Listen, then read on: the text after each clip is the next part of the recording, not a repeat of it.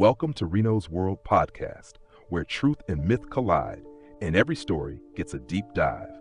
I'm your host, Reno Raines, your guide through the unknown. Tonight's topic, Jesus' Bloodline Conspiracy. We're exploring the strange, the mysterious, and the downright unbelievable. And just so you know, we play an old movie to give you something to look at because, well, this is a podcast and we like to keep things interesting. So sit back and let's unravel tonight's tale. It begins not in a temple or cathedral, but in a library. In the heart of Paris, buried deep within the Bibliothèque Nationale de France, an unassuming set of parchments was quietly filed away in the 1960s. Labeled Le Dossier Secret d'Henri Lobineau, the documents presented a genealogy chart unlike any other, one that claimed to trace the lineage of French royalty, the Merovingian kings, directly back to a man believed by millions to be the Son of God, Jesus of Nazareth. This is the heart of the Jesus Bloodline Conspiracy, a theory that Jesus didn't just walk among men, he left behind a legacy in the form of living descendants, protected by secret societies, hunted by powerful institutions, and hidden, some say, right in plain sight. But before these claims ever sparked global fascination, they lived quietly on the fringes of scholarship, supported only by a peculiar mixture of ancient texts, church omissions, and medieval power plays. The modern theory took shape in 1982 with the publication of a controversial book, The Holy Blood and the Holy Grail. Its authors, Michael Bagan, Richard Lee, and Henry Lincoln, presented research that stunned and scandalized. They claimed Jesus married Mary Magdalene, fathered children, and that his descendants eventually intermarried with French nobility. Their thesis rested in part on the Dossier Secrets, a collection of supposedly ancient documents stored in the National Library. But there was a problem. Years later, it was revealed that a man named Pierre Plantard, who had founded an organization called the Priory of Sion, had planted the documents himself. By 1993, French courts had confirmed them as forgeries. Still, the story didn't die because it wasn't built on just one source. Enter the Nag Hammadi Library, a collection of Gnostic texts discovered in Egypt in 1945. Among them, the Gospel of Philip refers to Mary Magdalene as Jesus' koinos, a Greek term often translated as companion, but which some argue may imply a wife. The text also suggests Jesus kissed Mary often, igniting centuries of speculation. The canonical Gospels are silent on such a relationship. But silence, some say, is not the same as denial. Early Christian history is filled with gaps, texts destroyed, doctrines debated, and Gospels excluded. The Council of Nicaea in 325 CE marked a turning point. Church leaders chose what was Holy Scripture and what was heresy. Entire Gospels, like the Gospel of Mary, vanished from common knowledge for over 1,000 years. When the Gospel of Mary resurfaced in the 19th century, it revealed a Magdalene portrayed not as a prostitute, but as a spiritual leader, possibly even more enlightened than the apostles. Peter in the text questions her authority. Levi defends her. And again, we're left with fragments, missing pages, torn ends, pieces that might complete the puzzle if only they existed. Now we shift from scripture to blood. The Merovingians, a dynasty that ruled parts of Europe from the 5th to the 8th centuries, claimed divine right through mysterious origins. In the Chronicle of Fredegar, the life of King Dagobert II is detailed with strange inconsistencies. Exiled as a child, presumed gone, later returning to reclaim his throne. Some believe Dagobert's survival was no accident, that he was hidden deliberately, protected. By whom? That's where the Priory of Sion enters again, allegedly founded in 1099 to guard the secret of Christ's bloodline. The claim is shaky. The original priory was exposed as a 20th century hoax by Plantard, but theories persist that the concept predates him, that Plantard merely borrowed from an older truth already circulating in elite circles and esoteric traditions. And then there are the Knights Templar. Created to protect pilgrims in the Holy Land, they amassed vast wealth and political power until 1307, when King Philip IV of France ordered their sudden arrest. Templar leaders were tortured, interrogated, and ultimately executed. Officially, the charges included blasphemy and heresy. Unofficially, rumors swirled that the Templars had found something in Jerusalem, something they were sworn to protect. Some theorists believe it wasn't the Holy Grail as a cup, but the Grail as a person, a sang real, a royal bloodline.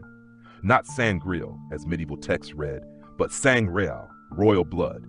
Centuries later, in 2003, Dan Brown's novel The Da Vinci Code reintroduced these theories to a global audience. While the book is fiction, Brown drew heavily from the Holy Blood and the Holy Grail, and stirred enough controversy that the Vatican publicly condemned the story as misleading. Church officials reaffirmed Jesus was divine, celibate, and childless. And yet, with every newly translated scroll, with every uncovered fragment from the sands of Egypt or the vaults of forgotten abbeys, the question remains: was Mary Magdalene more than a follower? Was Jesus a husband and father as well as a prophet? And if so, where is that bloodline now? The story continues in the shadow of cathedrals and behind the doors of elite societies, where silence often says more than scripture. Following the suppression of the Knights Templar, whispers of a hidden lineage didn't vanish. They morphed. Some traced the bloodline's guardians to the Cathars of southern France, mystics who believed in a dualistic universe, light and dark, forever at war.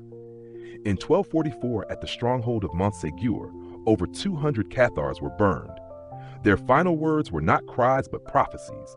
According to legend, something was smuggled out of the fortress days before the fall. Some say it was a treasure, others a person, a child. We shift now to Rennes-le-Château, a remote French village with fewer than 100 residents and more mystery than any town its size. In the late 1800s, a poor parish priest named Béranger Saunière embarked on renovations of his crumbling church.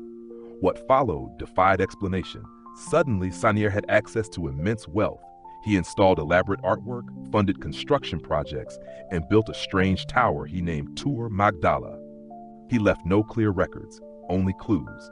One carving inside his church shows Mary Magdalene weeping over a tomb. The Latin inscription reads, "By this sign you shall conquer." Another plaque appears to rearrange biblical lines in non-traditional order. For decades, researchers speculated Saunière had discovered a secret, possibly a link to the bloodline hidden beneath his altar. No proof exists, but his unexplained riches and obsession with Magdalene only fueled speculation. And still, documents appear. In 1975, British author and researcher Lionel Fanthorpe claimed he had seen original parchments discovered by Saunière that contained coded genealogies and esoteric messages. While the documents themselves remain elusive, the claim aligns with earlier whispers from the dossier secrets and the works of Plantard, connecting the dots, however loosely, between ancient texts, aristocratic bloodlines, and the possibility of a hidden truth. Skeptics are quick to note, there is no DNA. No verified descendant has ever come forward with irrefutable proof. Every connection rests on tradition, interpretation, or unverified sources. And yet the legend endures. In 2006, the BBC aired a documentary titled The Real Da Vinci Code, hosted by Tony Robinson. It scrutinized every piece of the theory: Saunière's wealth, the Priory of Sion, Plantard's motives, and the role of Gnostic scriptures. The conclusion? Much of the case fell apart under pressure. Yet even Robinson admitted the allure of the mystery was undeniable. Something about the bloodline theory resists burial, and so the conspiracy persists not just because of what has been found, but because of what has not. In 2012, new translations of the Gospel of Judas painted yet another disciple, long vilified, as a trusted confidant. This, scholars argued, revealed how drastically early church politics shaped our understanding of the past. If Judas could be recast as loyal, what else had been reframed? The question returns to Magdalene. Her legacy, erased for centuries, is slowly being rewritten. The Vatican itself, after millennia of referring to her as a former woman of the night, revised its position in 2016. Pope Francis officially declared her apostle to the apostles, acknowledging her significance beyond prior mischaracterizations. But even with this shift, the central question lingers: why was her story suppressed so thoroughly for so long? Was it merely cultural bias or something more? In 2018, archaeologists in the Galilee region uncovered ruins they believe belonged to the actual hometown of Mary Magdalene. The synagogue there, over 2,000 years old, was found intact. The timing and location aligned with her recorded life. It was a tangible piece of her history, grounded, dated, and real. but it revealed no bloodline, no children, no gospel hidden in clay jars.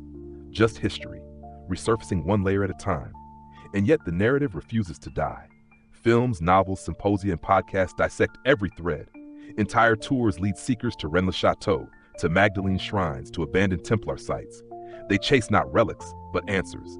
Answers to a story where official silence echoes louder than any proclamation.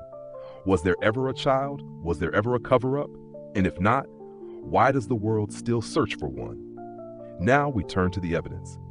Analysis summary. The dossier secrets, proven false, confirmed forgery by Pierre Plantard. The Gospel of Philip, unverified.